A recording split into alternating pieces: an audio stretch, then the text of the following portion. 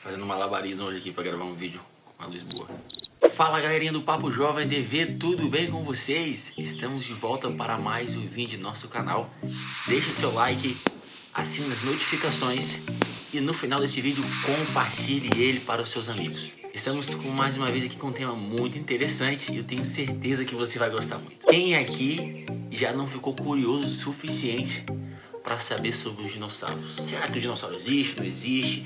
Existiram, não existiram? É uma farsa, é mentira? E aí, antes do dilúvio, depois do dilúvio, como que os dinossauros se encaixam na nossa realidade, na nossa vida? Eu queria que vocês prestassem atenção no que o Dr. Rodrigo Silva fala um pouco sobre esse tema e eu tenho certeza que você vai se impressionar com as informações ali contidas. Beleza? Então, bora para mais um vídeo e tamo junto! Final do século XVIII, meados do século XVIII, para ser mais preciso, um grupo de cientistas começaram a investigar alguns ossos que já eram encontrados por séculos, mas as pessoas não davam muito valor a eles. Eram ossos petrificados de animais que pareciam não existir mais. Alguns pequenos, como peixes, como uma espécie de baratinha que foi chamada depois de trilobita, alguns gigantescos, um fêmur enorme, maior do que o fêmur de um elefante, por exemplo, e não era um elefante, não era um rinoceronte, era algum tipo de animal que ninguém encontrava na fauna. E a partir do século XVIII, então, quando surge a geologia moderna, esses fósseis começam a ganhar a atenção dos geólogos, dos biólogos e daqueles que já estavam tentando entender a chamada história física da Terra. Aí você tem nomes que se destacam aí, como James Hutton, que propôs a ideia de que o presente é a chave do passado. Você tem Lyell, com as classificações dos tipos de plantas, os tipos de animais, a taxonomia, que até hoje é usada aí por biólogos no mundo inteiro. E você tem também Georges Cuvier, que é o pioneiro da geologia moderna, e começa a surgir na ciência um estudo chamado paleontologia, para estudar esses fósseis, esses ossos de pedra que eram encontrados em rochas, em montanhas. O que seriam eles? Na Idade Média, quando esses ossos eram achados acidentalmente, muitos pensavam que eram ossos de dragões, aqueles dragões das mitologias medievais, ou mesmo também dos contos chineses, que colocam aquelas serpentes com asas, às vezes, cuspidoras de fogo, que inundaram a imaginação de muitos escritores do passado. Bom, o nome desses animais nomes para esses animais começaram a ser dados agora a partir das classificações que eram dadas em biologia. Por exemplo, um dos primeiros que eles deram o nome foi o iguanodonte. E depois, por volta, se eu não me engano, de 1840, acho que foi em 1841, um pesquisador também chamado Richard Owen, ele resolveu chamar de maneira geral esses animais extintos de dinossauros. De onde que ele inventou esse nome dinossauros? Conhecedor da língua grega, e na época era muito comum na ciência fazer nomes científicos a partir do grego e do latim. Então ele pegou duas palavras gregas, a palavra denios em grego significa algo aterrador, algo monstruoso, algo assustador, e a palavra sauros, que significa lagarto. Então Deniosaurus, que virou dinossauro, seria em grego lagarto aterrorizador, ou lagarto monstruoso, alguma coisa assim. Depois, por uma semântica, alguns acabaram entendendo até o lagarto como sendo réptil, assustador. Aí veio o nome dinossauro, 1841, Owen. E foi assim que surgiu de maneira bem forte nas escolas, mesmo aquelas conservadoras, principalmente aquelas conservadoras, a ideia de que Deus, quando criou os seres e os colocou na Terra, Deus jamais permitiria que aqueles seres, especialmente os que tinham vida que ele deu, pudessem entrar em extinção. Ou seja, todos os tipos de animais que Deus criou no Éden deveriam estar de maneira invariável até hoje. até hoje. Em outras palavras, se eu entrasse numa máquina do tempo e voltasse no passado, no Jardim do Éden, eu ia ver todos os tipos de cachorro que eu tenho hoje, todos os tipos de pássaros, todos os tipos de cobras, todos os tipos, iria estar tudo ali. Isso foi chamado de fixismo. Fixismo. Aquelas espécies que Deus criou estariam desde o Éden até hoje de maneira fixas, sem variação. E Deus também jamais permitiria que uma classe de animais que ele mesmo criou entrasse em extinção. Porque, pela lógica da teologia da época, seria perder para Satanás. Entenderam? O fixismo, o que era? No final do século XVIII e século XIX, o fixismo, que essas espécies que Deus criou aqui, segundo as suas espécies, significa que esses animais jamais mudariam ou poderiam ser extintos. Mas os ossos que apareciam indicavam o contrário, que houve grupos de animais que Deus criou e que desapareceram. A ideia do fixismo, ela demonstrou-se posteriormente uma ideia tola, sem base bíblica, tá certo? Não há nada na Bíblia que consubstancie essa ideia de fixismo. Nada, absolutamente nada, tá bom? E nós podemos trabalhar com a ideia de que houve grupos de animais que Deus criou e que foram extintos. Nada na Bíblia vai contra essa ideia. Em segundo lugar, nós podemos sim trabalhar com base na Bíblia de que algumas espécies que Deus criou se modificaram ao longo do tempo. O próprio livro do Gênesis mostra isso. A serpente, por exemplo, como resultado do pecado, passou a rastejar no pó da terra e comer o pó. Tudo indica que a serpente, antes da queda, seria um animal fisiologicamente distinto do que nós temos hoje. Porque Deus falou, a partir de hoje você vai rastejar no pó da terra. Por isso que muitos teólogos acreditam que a serpente do Éden deveria ser um animal lindo, talvez até com asas, com pata, que a natureza mudou depois do pecado. Deus diz assim, a terra passou a produzir cardos e abrolhos por causa do pecado de Adão. A terra passou a produzir cardos e abrolhos, não produzia antes. A própria fisiologia humana vai mudar quando Deus ordena que Adão e Eva agora saiam do jardim. Eles podem morrer agora, eles podem ter o suor do rosto. Eva passa a ter dores na hora do parto. Depois do dilúvio, Noé começa a comer animais. Então nós vemos aí que tem muita coisa que realmente a própria Bíblia acena que houve modificação. O que nós não acreditamos do ponto de vista bíblico do criacionismo é na ideia de que um animal de uma espécie se transformou num animal de outra espécie. Ou seja, nós não conseguimos aceitar que um réptil virou um mamífero e depois uma galinha, que um dinossauro é o ancestral de uma galinha. Isso é que nós não aceitamos do ponto de vista da criação. Que um réptil acabou mudando e virou galinha. Não.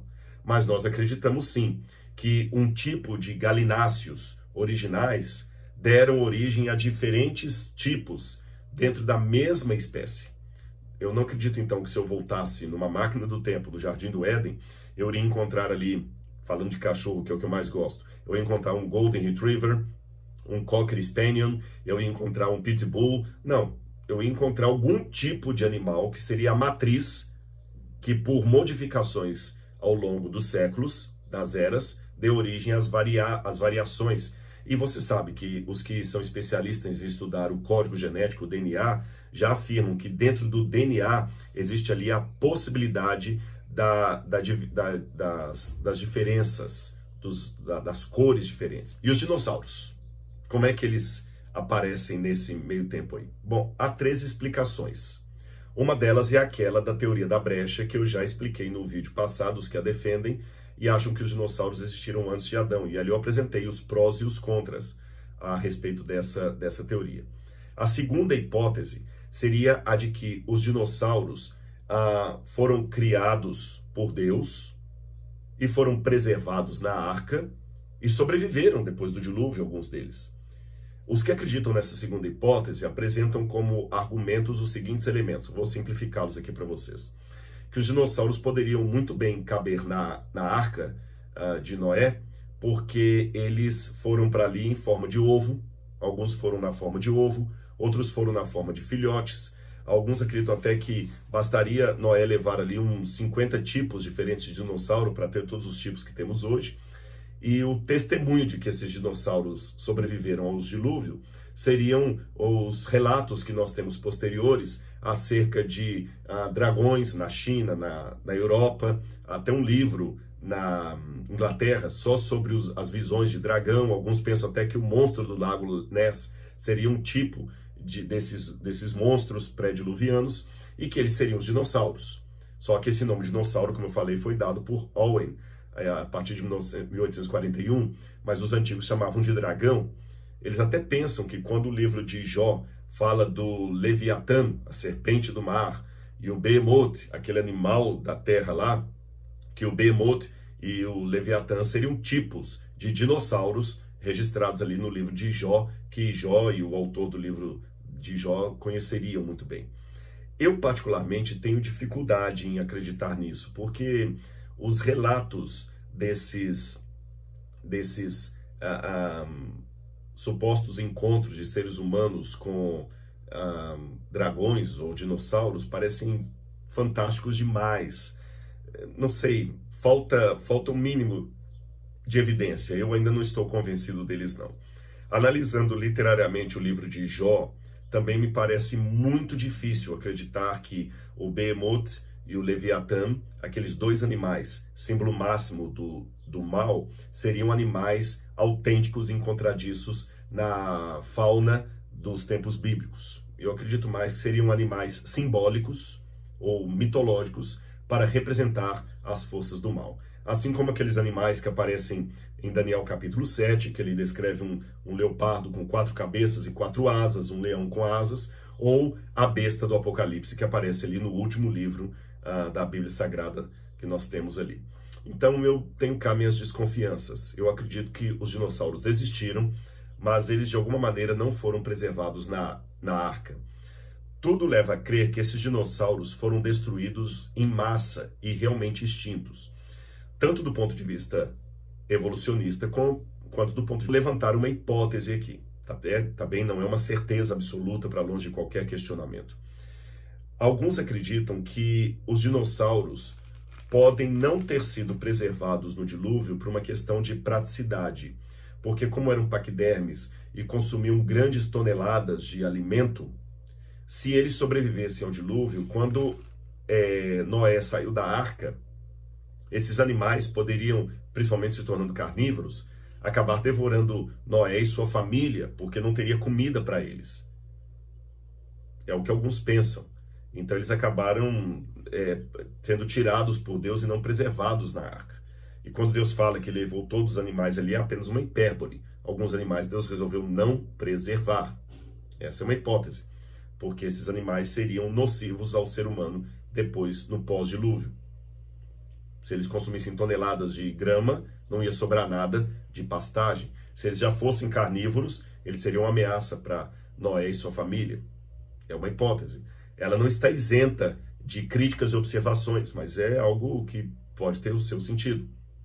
Uma outra hipótese, ela é interessante porque ela foi apresentada até por um professor, um dos maiores filósofos cristãos da atualidade, e que é respeitadíssimo, que é Alvin Plantinga.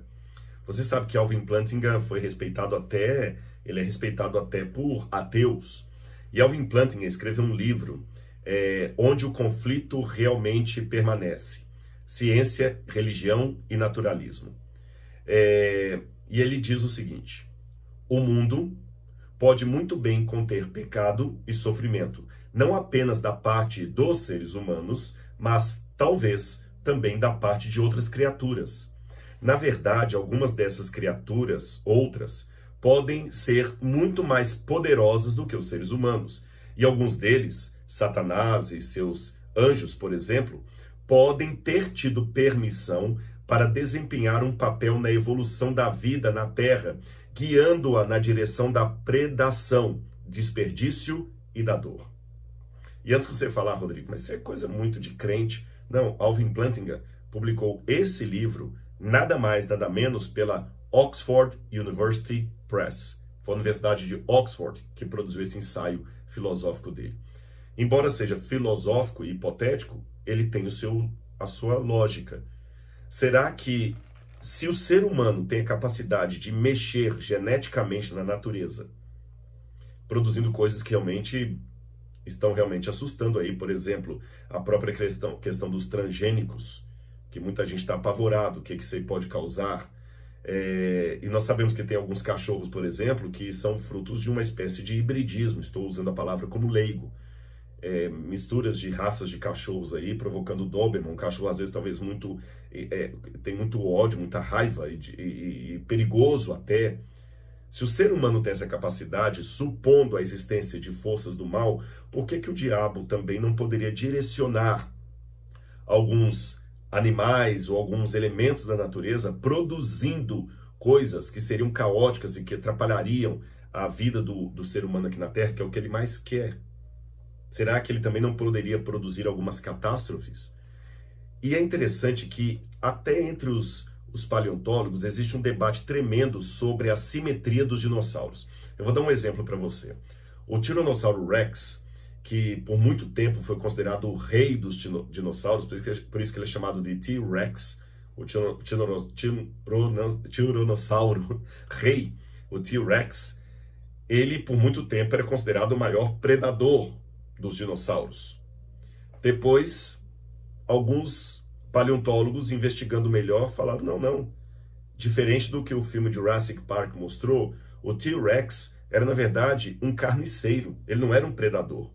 Porque ele tem as mãozinhas muito atrofiadas por uma cauda muito grande. Ele era desproporcional, ele não conseguiria andar correndo como no filme, ele iria rastejando aquela cauda ali, ele teria dificuldade para se virar. Ele parece até, colocaram alguns, um animal fruto de um hibridismo que não deu certo. Bom, depois isso até ganhou um cunho científico durante um tempo. Agora, mais recentemente, alguns paleontólogos e biólogos estão tentando restaurar o poder, a braveza do T-Rex, colocando-o de novo como um predador e não mais um carniceiro. Eu, como não sou da área, não posso emitir opinião, mas eu estou colocando isso aqui apenas para você ver que os próprios biólogos, às vezes eles olham para alguns fósseis assim e aquele bicho parece muito esquisito. Então, será que o diabo, antes do dilúvio, não teria até colocado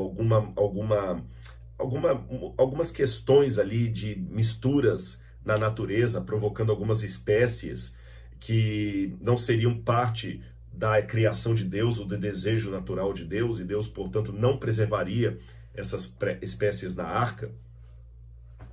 Nada do que eu falei aqui pode ser provado com um assim diz o Senhor. São hipóteses que nós estamos construindo. Se eu for literalmente no texto bíblico, o que eu posso dizer para você é o seguinte: a Bíblia não fala nada de dinossauro. A questão da serpente do mar, do Leviatã, é interpretação. A Bíblia também não fala nada que eles não foram preservados na arca, nem que foram preservados na arca. A Bíblia trabalha com um silêncio.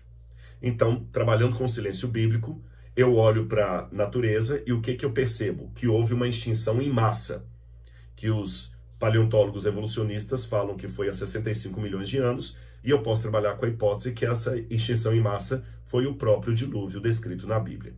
A partir disso, então, esses dinossauros provavelmente foram mortos, extintos no dilúvio. Uma certeza absoluta só no céu. E pessoal, tenho certeza que gostou, né? No mínimo achou interessante. Louvado seja Deus, que Deus venha abençoar poderosamente a sua vida, que nós venhamos sempre ter o intuito de conversar, de aprender mais sobre a palavra de Deus. Tenho certeza que Deus revelará grandes coisas para mim e também para você. Mais uma vez, gostando desse vídeo, deixe seu like, assine as notificações, siga a gente e compartilhe para as mais pessoas também saberem desse assunto. Beijão e até a próxima. Tamo junto, galera!